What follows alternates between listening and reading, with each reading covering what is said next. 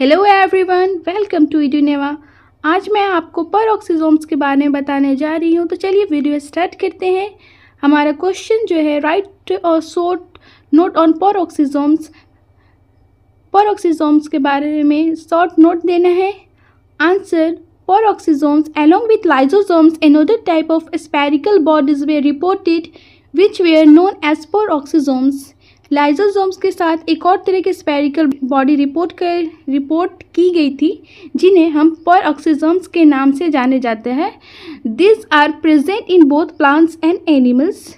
ये दोनों प्लांट्स और एनिमल्स दोनों में पाए जाते हैं। Tolworth 1969 discovered in from liver cells. Tolworth 1969 में इसे लीवर सेल से डिस्कवर क्या था। These organelles were named peroxisomes because these are site of formation of hydrogen peroxidase H2O2 formed by number of enzymes including urate oxidase, glycolate oxidase and amino acid oxidase. H2O2 is a highly reactive and toxic oxidizing agent। तो बच्चों इसमें ये कहा जा रहा है कि इन organelles का नाम परऑक्सीजोम इसलिए रखा गया क्योंकि ये हाइड्रोजन पेरोक्सिडाइज यानी H2O2 के फॉर्मेशन की जगह था, जो यूरेट ऑक्सीडेज, ग्लाइकोलेट ऑक्सीडेज और अमीनो एसिड ऑक्सीडेज जैसे कई एंजाइम्स के द्वारा बनता था। H2O2 एक बहुत ज़्यादा रिएक्टिव और टॉक्सिक ऑक्सीडाइजिंग एजेंट है। सॉरी, बनता था नहीं, बनता है होगा यहाँ पे। चलिए आगे बढ़ते हैं। जो हमारा इसमें फर्स्ट पॉइंट है, इसमें दो पॉइंट है दिया हुआ है। तो फर्स्ट पॉइंट इसका है, peroxisomes are found only in C3 plants where a wasteful phenomenon of photorespiration occurs.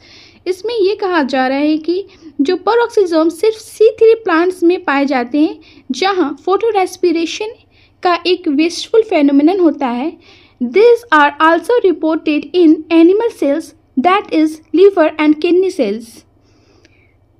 जो ये एनिमल सेल्स यानी लीवर और किडनी सेल्स में भी रिपोर्ट किया गया है। सेकेंड पॉइंट जो हमारा है, peroxisomes are the smallest membrane bound cell organelles having a diameter of 0.1 micron. Okay, इसमें ये बच्चों ये कहा जा रहा है कि जो परऑक्सीजोम सबसे छोटा मेम्ब्रेन बाउंड सेल ऑर्गेनल्स होता है जिसका जो डायामीटर है वो 0.1 माइक्रोन होता है। तो आगे बढ़ते हैं। The number of peroxisomes varies from 70 to 100 पर सेल। इसमें ये कहा जा रहा है कि जो परऑक्सीजोम्स की जो नंबर है हर सेल में 70 से 100 के बीच बदलती रहती है। Okay, it consist of a granular matrix in which twisted strands are present in the centre. तो बच्चों इसका ये मतलब हुआ कि इसमें एक ग्रैनुलर मैट्रिक्स होता है जिसके सेंटर में ट्विस्टेड स्ट्रैंड मौजूद होते हैं। ओके, आगे बढ़ते हैं।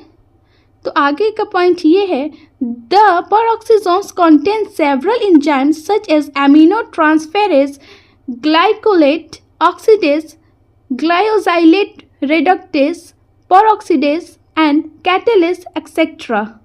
Catalase destroys H2O2 produced during the conversion of glycolate to glyoxylate. Catalase enzyme is present in high concentration in these organelles। बच्चों इसमें ये कहा जा रहा है कि जो परऑक्सीजोम्स में कई सारे एंजाइम्स होते हैं जैसे aminotransferase, glycolate oxidase, glyoxylate reductase, peroxidase and catalase et cetera. Catalase उस H2O2 को डिस्ट्रॉय करता है जो ग्लाइकोलेट से ग्लाइऑक्सिलेट के कन्वर्शन के बीच में बनता है। कैटेलेज एंजाइम के ऑर्गेनल्स में हाई कंसंट्रेशन में ये मौजूद होते हैं। आगे बढ़ते हैं, इसकी फंक्शन क्या है। इसका फंक्शन जो है, mainly the peroxisome participate in photorespiration in C3 plants and are associated with lipid metabolism in animal sales.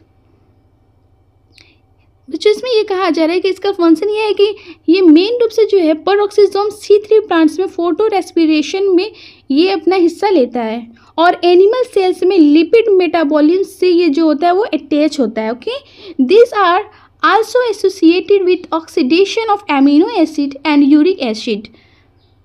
पेरोक्सिसम्स are highly versatile molecular factors having enzymes, देखिए यहाँ पे एंजाइम्स का स्पेलिंग गलत हो गई है, that participate in oxidation of very long chain fatty acid, more than 18 carbons, synthesis of cholesterol and bile acid and liver, and synthesis of plasmalogens, phospholipids in brain tissue। बच्चों इसका मतलब ये है कि ये बहुत वर्सेटाइल मॉलिक्यूलर फैक्टर्स हैं जिनमें ऐसे एंजाइम्स होते हैं जो बहुत लंबी चेन वाले फैटी एसिड यानी कि 18 कार्बन से ज़्यादा के ऑक्सीडेशन, लीवर में कोलेस्ट्रॉल, बाइल एसिड के सिंथेसिस और ब्रेन टिश्यू में प्लाज्मोलेजेंस यानी फॉस्फोलिपिड्स के सिंथेसिस में ये पार्टिसिपेट करता है। आगे लिखा हुआ है कि luciferase enzyme generating light in fireflies is also present in peroxisomes। Okay, इसमें ये कहा जा रहा है कि जो लूसिफेरेज एंजाइम है, जो फायरफ्लाइज जो होती हैं यानी जुगनू, फायरफ्लाइज का हिंदी हुआ जो जुगनू, जो आप देखते हैं कि गर्मियों के समय में रात में एक कोई कीड़ा जो होता है वो टिमटिमाता रहता है लाइट की तरह, उसे ही हम फायरफ्लाइज कहते हैं यानी जुगनू कहते हैं हिंदी में लाइट जनरेट करता है वो, और वो भी पेरोक्सिसोम में वो मौजूद हुआ करता है। ओके, अगर बच्चों आपको ये वीडियो पसंद आई हो तो वीडियो को लाइक, शेयर एंड सब्सक्राइब जरूर करें। और आपको अगर नेक्स्ट टॉपिक में बारे में जानना हो, कोई से भी टॉपिक, तो कमेंट में ज़रूर बताएं, मैं कवर करने की कोशिश करूँगी उस टॉपिक के बारे में। तो आज के लिए इतना ही, तो मिलते हैं नेक्स्ट वीडियो में। Bye bye.